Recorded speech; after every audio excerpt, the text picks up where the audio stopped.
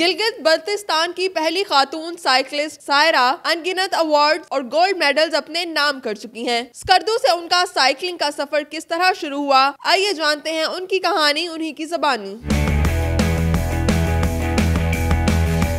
सारा, आप स्कर्दू गिलगित बल्तिस्तान से बिलोंग करती हैं। वहाँ पे वो एक पहाड़ी इलाका है, दुश्वार गुजार रास्ते हैं और वहाँ पर आई थिंक चलने के लिए भी सोच समझ के कदम उठाना पड़ता है और आपने ऐसे मुश्किल रास्तों पर साइकिलिंग शुरू कर दी। आपने बिल्कुल सही कहा। स्कर्दू से ताल्लुक़ रखना और जहाँ पे अपॉर्चुनिटीज़, स्पोर्ट्स अपॉर्चुनिटीज़ तो बिल्कुल भी नहीं है और जहाँ पे इतनी अवेयरनेस भी नहीं है फ़िज़िकल एक्टिविटीज़ से रिलेटेड, तो वहाँ पे एक्टिविटी स्टार्ट करना वाकई में बहुत ही मुश्किल था। बट किसी न किसी को तो कदम उठाना था, किसी न किसी को तो शुरू करना था। वो सीढ़ी का फ़र्स्ट स्टेप तो किसी न किसी ने उस पे कदम रखने थे। तो मैंने वो कदम उठाए और मैंने अपने आप से शुरू किया। मैंने साइकिलिंग शुरू की, फिर प्रोफेशनली स्टार्ट किया, फिर कॉम्पिटिशन्स में हिस्सा लिया, ECC तक भी गई। तो आसान नहीं था सफ़र। सारा, कितने साल की उम्र से साइकिलिंग कर रही हैं आप? मैंने जब से होश संभाला, मुझे उम्र एग्जैक्टली याद नहीं है, बट जब से होश संभाला है मुझे याद है मैं साइकिलिंग तब से कर रही हूँ। साइकिलिंग शुरू से ही पसंद है? या मुझे शुरू से ही पसंद है। ठीक है, तो वहाँ पहाड़ों पर और डिफरेंट माउंटेन्स पर वहाँ पर साइकिलिंग करती थी आप? वहाँ पे बिल्कुल करती थी। वहाँ पे मुझे डांट भी बहुत पड़ती थी घर वालों की तरफ से, स्पेशली मेरे अम्मी की तरफ से। तो ये शुरू से ही करती थी साइकिलिंग। अच्छा, अगर हम स्कर्दू की बात करें तो वो एक क्लोज्ड कम्युनिटी है। वहाँ पर हमें ख़वातीन की इतनी तादाद जो है वो स्पोर्ट्स में या फिर डेफिनेटली साइकिलिंग करते हुए नहीं मिलेगी। तो आपको कोई मसला नहीं हुआ? फैमिली की तरफ से सपोर्ट था या रिलेटिव्स की तरफ से कोई बातें सुनने को तो नहीं मिली कभी? देखिए हीरा, आप एक कोई नया काम शुरू करती हैं ना, तो हमेशा रेजिस्टेंस तो मिलती है क्योंकि वो चीज़ नहीं होती है सबके लिए। और डेफिनेटली मेरे लिए भी बहुत ज़्यादा मुश्किल थी ये चीज़ कि मैं फ़ैमिली को कन्विंस करूँ, सोसाइटी को कन्विंस करूँ, क्योंकि अनफॉर्चुनेटली ये मैं डिफरेंट प्लेटफॉर्म से भी बोल चुकी हूँ कि अनफॉर्चुनेटली साइकिलिंग को बड़ा एक मर्दाना एक्टिविटी समझी जाती है कि औरतें अगर फिर साइकिल्स में जब आती हैं तो बहुत मुश्किल होती है इस चीज़ को एक्सेप्ट करना। तो मेरे लिए भी ऐसा ही था। फैमिली ने रेजिस्ट किया, लोगों ने रेजिस्ट किया, सोसाइटी ने, रिलेटिव्स ने, सब ने ही रेजिस्ट किया। But at the end of the day जब आपकी फैमिली आपके साथ खड़ी होती है तो फिर चीज़ें थोड़ी मुझे आसान हो जाती है। राइट। अच्छा, आपने कहा कि फैमिली ने भी रेजिस्ट किया, लेकिन उसके बावजूद आपने साइकिलिंग का सफ़र अपना जो है वो जारी रखा। प्रोफेशनल करियर फिर साइकिलिंग में किस तरह से स्टार्ट हुआ? एक टाइम था मुझे छोड़नी पड़ी बिल्कुल साइकिलिंग, क्योंकि बस अनफॉर्चुनेटली लड़कियां जब बड़ी हो जाती हैं, प्यूबर्टी स्टार्ट होती है, तो बहुत सर्टेन एक्टिविटीज़ हमारी रुक जाती है फिर, क्योंकि आप बड़ी हो गई हैं, आपने घरदारी करनी है एंड अपने लड़की बनना है, राइट। तो मेरी भी वो एक्टिविटीज़ थोड़ी रुक गई, साइड हो गई। बट जब इंटरमीडिएट के बाद हायर स्टडीज़ के लिए, क्योंकि मुझे आना था बिग सिटीज़ में, राइट, तो एडमिशन्स थोड़ा सा, क्योंकि मैं एक एवरेज बच्चा थी, इतने अच्छे मेरे मार्क्स नहीं थे, क्योंकि I was into a lot of activities. Singing में कभी मैं कहीं पे स्पीच कर रही हूँ, स्पोर्ट्स में हूँ, तो मार्क्स मेरे इतने अच्छे नहीं थे। तो यहाँ यूनिवर्सिटीज़ में जब मैं एडमिशन्स के लिए अप्लाई कर रही थी तो आपको बहुत ज़्यादा मार्क्स चाहिए जो मेरे थे नहीं। तो मैंने किसी ने मुझे बताया कि आप म्यूज़िक बेस पे एडमिशन ले सकती हैं, आप डिबेटिंग बेस पे ले सकती हैं, आप स्पोर्ट्स बेस पे। तो मेरे लिए बहुत नई चीज़ थी, तो मैंने अप्लाई करना शुरू किया कि यहाँ। तो कुछ जगहों पे मेरा म्यूज़िक बेस पे हो गया, कुछ पे स्पोर्ट्स बेस पे हो गया। तब मुझे अब चूज़ करना था स्पोर्ट्स और म्यूज़िक, बट फिर मैंने स्पोर्ट्स चूज़ किया, साइकिलिंग चूज़ की एंड लकीली मैंने फुली फंडेड स्कॉलरशिप ली और मैंने अपनी पूरी डिग्री फुली फंडेड स्कॉलरशिप पे की है। तो साइकिलिंग की वजह से, साइकिलिंग जो आपको पैशन भी था उसकी वजह से जब आपको फुली फंडेड स्कॉलरशिप मिली और आगे पढ़ने का मौका मिला, तो आपकी क्या फीलिंग थी? तब आपके घर वालों ने फिर आपको सपोर्ट करना शुरू किया साइकिलिंग के हवाले से? बिल्कुल। अनफॉर्चुनेटली हीरा, हमारे हमारे माशरे में ना, जब तक लोगों को वो एक आउटकम नज़र ना आए कि इस एक्टिविटी की वजह से आपको ये पैसे मिल रहे हैं, इस एक्टिविटी की वजह से आपका ये नाम बन रहा है और आपको ये मिल रहा है, वो एक आउटकम, वो एक आउटपुट सामने रखना बहुत ज़रूरी है अनफॉर्चुनेटली। तो ऑब्वियसली जो वो रेजिस्टेंस बहुत कम हो गई थी जब लोगों को पता चला कि मुझे फुली फंडेड स्कॉलरशिप ऑफ़र हुई है साइकिलिंग की वजह से। अच्छा, एक दफ़ा जब आपका साइकिलिंग का प्रोफेशनल करियर स्टार्ट हो गया तो फिर कहाँ कहाँ पाकिस्तान को रिप्रेजेंट किया नेशनली? आपने कितने गोल्ड मेडल्स और कितने अवार्ड्स अब तक अपने नाम कर चुके हैं?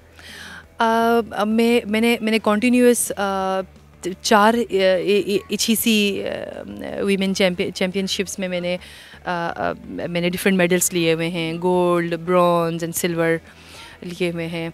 इसके अलावा अनफॉर्चुनेटली जो मैंने साइकिलिंग में आने के बाद मैं, क्योंकि स्पोर्ट्स में हम डिफरेंट स्पोर्ट्स की लड़कियां हम रूम शेयर करते थे और हम साथ पढ़ते थे, तो मैं इस चीज़ को कंपेयर करती थी कि जितनी पाकिस्तान में दूसरे गेम्स की जो होती है, चैम्पियनशिप्स होती हैं, कॉम्पिटिशन्स होती हैं, साइकिलिंग की इतनी नहीं थी।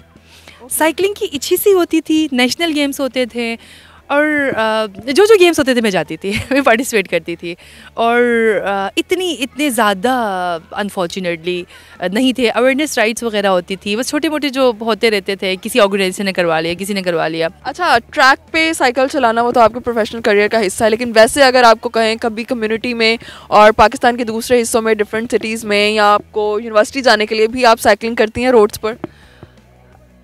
मैं बिल्कुल करती हूँ। मैं अपने जितने भी काम हैं मैं कोशिश करती हूँ कि मैं क्लाइमेट चेंज में कोई रोल प्ले ना करूँ। मैं गाड़ी कम से कम यूज़ करूँ, मैं मोटर बाइक कम से कम यूज़ करूँ, मैं साइकिल पे ही ट्रैवल करूँ जितना मैं कर सकती हूँ, जितनी मेरी कैपेसिटी में है। अच्छा, जब साइकिल लेकर आप निकलती हैं तो कभी लोगों के कोई वर्स्ट किस्म के रिएक्शन आपको फेस करने पड़े हों? लाइक आप एक भींगा गर्ल, अगर लोग आपको स्टेयर करते हैं तो कभी इस चीज़ ने आपको बॉदर तो नहीं किया? बस वो आप आदी हो जाते हो हर चीज़ के राइट, आप बहुत डीट हो जाते हो।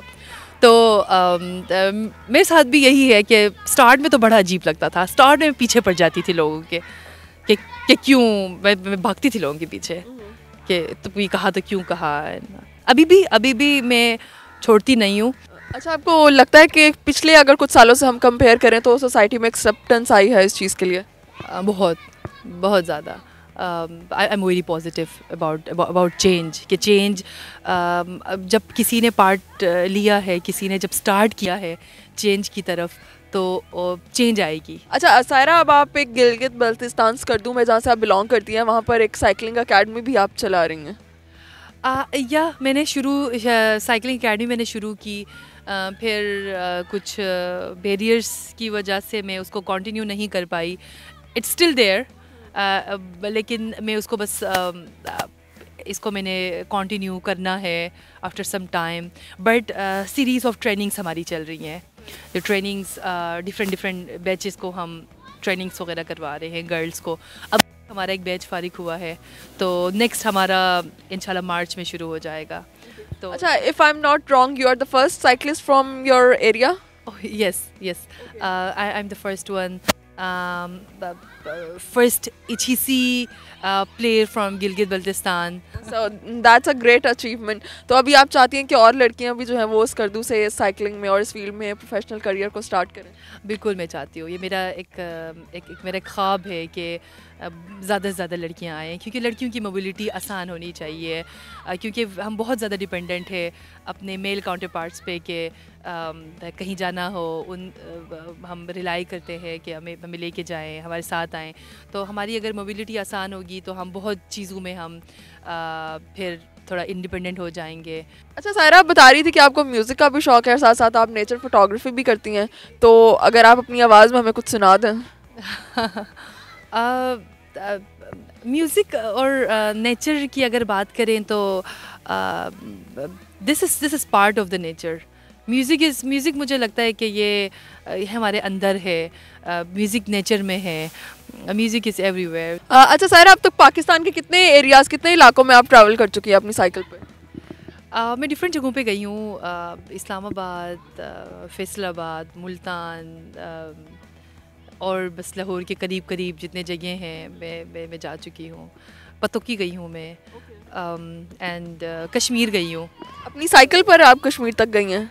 साइकिल तक to be honest continuous travel करना आपके लिए पॉसिबल नहीं होता जब आपके साथ कोई ना हो, तो I take my cycle with me. अच्छा, कभी साइकिल पे सफ़र करते हुए रास्ते में कभी ऐसा हो साइकिल ख़राब हो जाए या कभी आप गिर जाए, तो कभी डिसहार्ट हुई है इस चीज़ से कि अब मैं क्या करूं, मैं क्यों साइकिल पे क्यों मैं सफ़र कर रही हूं, मैं आराम से गाड़ी पे भी जा सकती थी? मेरा थॉट्स आते हैं, आप you doubt your self every day, मेरे ख्याल में सभी करते होंगे। ओके सायरा, जहाँ से आप बिलोंग करती हैं स्कर्दू से, गिलगित बल्तिस्तान से, तो जैसा कि हम पहले भी बात कर चुके हैं कि वो एक क्लोज कम्युनिटी है। ख़वातीन जो हैं वो ज़्यादातर वहाँ पे घरों पे रहती हैं, तो ऐसी ख़वातीन जो घरों में बंद है, कैद हैं, बाहर नहीं निकलती हैं, उन्हें आप क्या मैसेज देना चाहती हैं?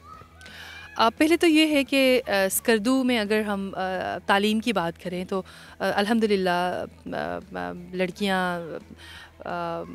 हायर एजुकेशन ले रही हैं, डिफरेंट पाकिस्तान से बाहर भी जा रही हैं, पाकिस्तान के अंदर भी अच्छी अच्छी यूनिवर्सिटीज़ में पढ़ रही है। तो बस स्पोर्ट्स में आके मुझे थोड़ा सा लगता है कि थोड़ा काम करना पड़ेगा। घरों में जो औरतें हैं, फ़िज़िकल एक्टिविटी बहुत ज़रूरी है। अच्छा, आप अमन सफ़र के नाम से एक फाउंडेशन पर भी काम कर रही हैं, वो उसके बारे में बताएं, क्या चीज़ है? बिल्कुल बिल्कुल, अमन मूवमेंट, एक्चुअली अमन मूवमेंट है जो पूरा फाउंडेशन है, और अमन मूवमेंट के अंदर अमन सफ़र आता है। तो अमन मूवमेंट में हम we are working on minority rights, peace building, interfaith, inter human harmony पे हम काम कर रहे हैं।